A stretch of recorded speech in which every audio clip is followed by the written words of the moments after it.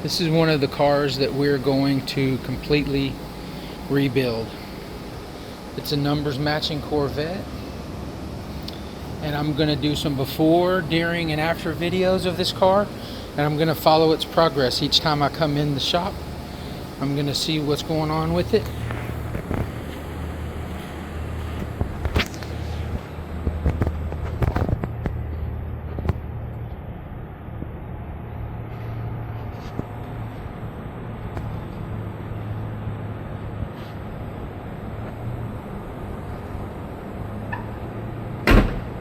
Sounds pretty good. Solid shut.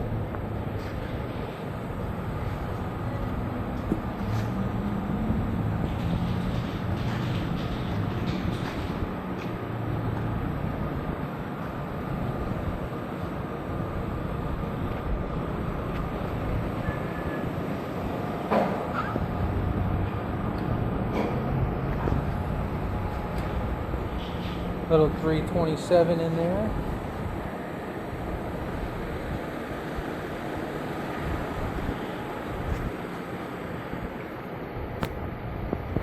Alright, that's the first video. We're going to follow this car, see how it goes.